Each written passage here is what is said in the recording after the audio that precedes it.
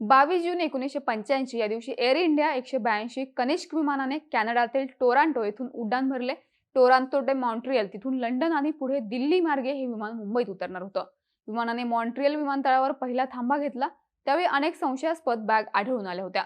परंतु विमानाला आधीच उशीर झाला होता. अधिक उशीर झाला असता तर त्यांना दंड भरावा लागला असता. हा दंड वाचवण्यासाठी बॅग न तपासताच विमान पुढच्या प्रवासाला निघाले. विमानाने तिथून उड्डाण केलं आणि ते लंडनच्या दिशेने निघालं. परंतु ते विमान कधी लंडनला पोहोचलंच नाही. लंडनला पोहोचण्याआधीच आयर्लंडच्या किनारपट्टीजवळ विमानाचा स्फोट झाला आणि विमानातील सर्वच्या सर्व 329 लोक मारले गेले. यापैकी फक्त 131 जणांचे मृतदेह सापडले. या हल्ल्याची दाहकता समजून घ्यायची असेल तर अमेरिकेच्या 9/11 हल्ल्याआधीची ही जगातील सर्वात मोठी विमान दुर्घटना होती. परंतु तुम्हाला हे ऐकून आश्चर्य वाटेल की ज्या विमान दुर्घटनेत 329 नागरिकांचा बळी गेला, त्या प्रकरणात फक्त एका दहशतवाद्याला शिक्षा झाली. तो सुद्धा आता जेलमधून सुटलाय आणि कॅनडात मुक्त संचार करतोय. परंतु हा सगळा प्रकार काय होता? एअर इंडियाचं विमान का टार्गेट करण्यात आलं होतं आणि आपण आता या घटनेची चर्चा का करतोय, पाहूया त्या व्हिडिओच्या माध्यमातून. नमस्कार, मी नम्रता आणि तुम्ही पाहताय बोल व्हिडिओ. सर्वात आधी आपण या घटनेची चर्चा आता का करतोय याबाबत जाणून घेऊ. 19 नोव्हेंबर 1984 रोजी पंतप्रधान इंदिरा गांधी यांची त्यांच्या सुरक्षा रक्षकांकडून हत्या करण्यात आली. याच दिवशी एअर इंडियाच्या विमानाला उडवण्याची धमकी शीख फॉर जस्टिस संघटनेचा सर्वेसर्वा गुरपतवंत सिंग पन्नू यांनी दिली. पन्नू हा भारत सरकारद्वारा घोषित खलिस्तानी दहशतवादी आहे. त्यांनी सुरू केलेल्या शीख फॉर जस्टिस संघटनेवर भारतात बंदी आहे. 19 नोव्हेंबर रोजी शिखांनी एअर इंडियाच्या विमानाने प्रवास करणं टाळावं अशी धमकी पन्नूने दिली आहे. यानंतर सुरक्षा यंत्रणा अलर्टवर आल्या आहेत. परराष्ट्र मंत्रालयाचे प्रवक्ते अरिंदम बागची यांनीही याबाबत प्रतिक्रिया दिली आहे. भारत सरकार प्रत्येक धमकी गांभीर्याने घेतं. त्यानुसार सर्व यंत्रणांना कळवण्यात आलंय. कॅनडियन सरकारला देखील याबाबत सूचना देण्यात आली आहे, असं बागची यांनी सांगितलंय. कॅनडाचे पंतप्रधान जस्टिन ट्रुडो यांनी देखील या प्रकरणी प्रतिक्रिया दिली आहे. परिस्थितीचे गांभीर्य पाहून एअर इंडियाच्या विमानांची सुरक्षा वाढवण्यात आल्याचं ट्रुडो यांनी सांगितलंय. पन्नूच्या एअर इंडियाचे विमान उडवून देण्याच्या धमकीनंतर सगळ्यांनाच एअर इंडिया 182 कनिष्क विमान दुर्घटनेची आठवण झाली. आता कनिष्क दुर्घटना कशी घडली, त्यावेळी कॅनडाच्या सुरक्षा यंत्रणांनी कसा निष्काळजीपणा केला याबाबत जाणून घेऊयात. जसं सध्या जस्टिन ट्रुडो यांच्या धोरणांमुळे भारत कॅनडा संबंध खराब झालेत, 80च्या दशकात त्यांच्या वडिलांमुळे देखील भारत कॅनडा संबंधावर परिणाम झाल्याचं पाहायला मिळतं. 1970 मध्ये तलविंदर सिंग परमार नावाचा गुन्हेगार एका पोलिसाची हत्या करून भारतीय सुरक्षा यंत्रणांना चकवा देऊन कॅनडात पळून गेला. त्याआधी 1 वर्ष तो जर्मनीत होता. भारत सरकारने जर्मनीकडे परमारच्या प्रत्यार्पणासाठी विनंती केली होती, परंतु जर्मन सरकारने ती नाकारली. परमार तिथून कॅनडात पोहोचला आणि तिथलाच नागरिक झाला. भारत सरकारने 1982 मध्ये कॅनडा सरकारकडे त्याच्या प्रत्यार्पणाची विनंती केली होती, परंतु कॅनडा सरकारने ती नाकारली. तेव्हा कॅनडाचे पंतप्रधान होते पियर ट्रुडो, सध्याचे पंतप्रधान जस्टिन ट्रुडो यांचे वडील. टेरी मायलेवेस्की या कॅनडियन पत्रकाराने त्यांच्या ब्लड फॉर ब्लड या पुस्तकात परमारच्या प्रत्यार्पण अर्ज नाकारण्याच्या कारणाबाबत लिहिलंय. भारत आणि कॅनडा कॉमनवेल्थ संघटनेचा भाग आहेत.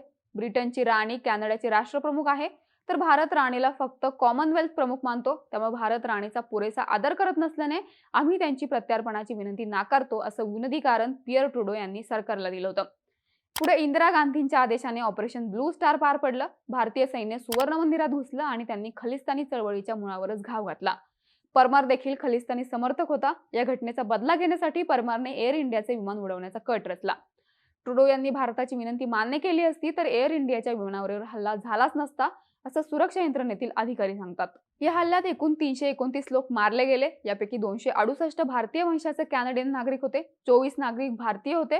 त्यापैकी 22 विमानाचे क्रू मेंबर होते. बाकीचे ब्रिटिश नागरिक होते. विचित्र गोष्ट म्हणजे या हल्ल्यानंतर कॅनडाचे तत्कालीन पंतप्रधान ब्रायन मुलरोनी यांनी भारताचे पंतप्रधान राजीव गांधी यांना फोन करून शोक व्यक्त केला. खरं म्हणजे भारताच्या पंतप्रधानांनी याबाबत शोक व्यक्त करायला हवा होता, कारण कॅनडाच्या 268 नागरिकांचा मृत्यू झाला होता. यावरून कॅनडातील नागरिक इतर वंशाच्या नागरिकांना कशी वागणूक देतात हे कळू शकतं. काही सर्वेक्षणानुसार कॅनडातील नागरिकांना आजही कनिष्क विमान दुर्घटना कॅनडाची दुर्घटना वाटत नाही. याचं कारण म्हणजे या दुर्घटनेत कॅनडियन नागरिक मारले गेले नव्हते, तर भारतीय वंशाचे कॅनडियन नागरिक मारले गेले होते, असं तेथील लोक मानतात. हे म्हणण्याचं अजून एक कारण म्हणजे या दुर्घटनेनंतर त्या स्थळाला भेट द्यायला कॅनडाच्या पंतप्रधानांना 20 वर्ष लागली. दुर्घटनेच्या 20 वर्षांनी कॅनडाचे पंतप्रधान पॉल मार्टिन यांनी आयर्लंडमधील कनिष्क दुर्घटनेतील मृतांसाठी तयार करण्यात आलेल्या स्मारकाला भेट दिली होती. यावेळी बोलताना make no mistake, this is Canadian tragedy असं वक्तव्य त्यांनी केलं होतं. यानंतर या घटनेची चौकशी करण्यासाठी 2006 साली जस्टिस जॉन मेजर यांच्या अध्यक्षतेखाली एक कमिशन बसवण्यात आलं. मेजर यांनी 2010 मध्ये आपला अहवाल सादर केला. या कमिशनच्या अहवालात कॅनेडियन पोलीस आणि गुप्तचर यंत्रणांच्या हलगर्जीपणामुळे हा हल्ला झाल्याचं मान्य करण्यात आलं. भारतीय तपास यंत्रणांनी याबाबत माहिती दिली होती, परंतु या माहितीवर वेळेत कारवाई न केल्याने ही दुर्घटना घडल्याचं मानलं जातं. ज्या दिवशी हल्ला झाला त्या दिवशी विमानतळावरील एक्स-रे स्कॅनर चालत नव्हते. स्फोटक सुंगणारे स्निपर डॉग्स बरोबर त्याच दिवशी ट्रेनिंगला गेले होते. ज्या कर्मचाऱ्यांनी ती स्फोटकाची बॅग तपासली त्या कर्मचाऱ्याला स्फोटक तपासण्याचे प्रशिक्षणच नव्हते. ज्या बॅगेत स्फोटक होती त्या प्रवाशाचे तिकीट कन्फर्म नसताना त्याचे लगेज विमानात नेण्यात आलं होतं. एवढे सगळे योगायोग बरोबर हल्ला होण्याच्या दिवशीच घडले होते. त्या दिवशी या दहशतवाद्यांनी एक नाही तर एअर इंडियाची 2 विमान उडवण्याची तयारी केली होती.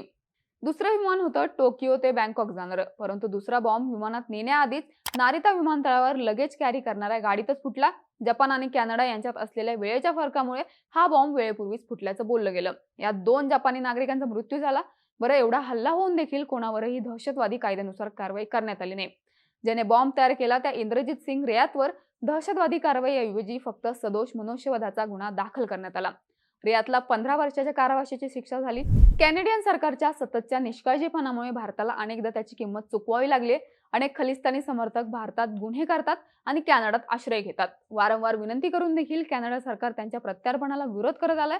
परंतु कॅनेडियन सरकार शीख एक्स्ट्रीमिस्ट गटांना आणि गुन्हेगारांना आपल्या देशात आश्रय का देतो असा प्रश्न पडतो. याचं उत्तर आहे राजकारणात. कॅनडाच्या राजकारणात शीख समुदाय अतिशय शक्तिशाली झालाय. कॅनडात शीखांची संख्या सुमारे 8 लाख एवढी आहे, जी कॅनडाच्या एकूण लोकसंख्येच्या 2% आहे. परंतु शीख समुदाय कॅनडातील काही विशिष्ट भागात एकवटला गेलाय. त्यामुळे त्यांचा कॅनडाच्या संसदेतील अनेक जागांवर प्रभाव आहे. कॅनडाच्या संसदेत 338 जागा आहेत, त्यापैकी 18 खासदार शीख आहेत, तर इतर 15 जागांवर शीखांची मतं निर्णायक ठरतायत. याची तुलना भारताशी करायची तर भारतात शीख खासदारांची संख्या आहे फक्त 13. यावरून कॅनडाच्या राजकारणातील शीखांचा प्रभाव अधोरेखित होतो. याशिवाय कॅनडाचे सध्याचे पंतप्रधान जस्टिन ट्रुडो यांच्या लिबरल पक्षाला संसदेत बहुमत नाहीये. बहुमतासाठी ते भारतीय वंशाचे जगमीत सिंग यांच्या नॅशनल डेमोक्रॅटिक पार्टीवर अवलंबून आहेत. ट्रुडो यांच्या लिबरल पक्षाला संसदेत 157 जागा आहेत, तर जगमीत सिंग यांच्या नॅशनल डेमोक्रॅटिक पार्टीला 25. कॅनडाच्या संसदेत बहुमतासाठी 170 जागांची आवश्यकता असते. आता जगमीत सिंग यांनी पाठिंबा काही बिनशर्त दिलेला नाहीये. जगमीत सिंग देखील खलिस्तानी समर्थक आहेत.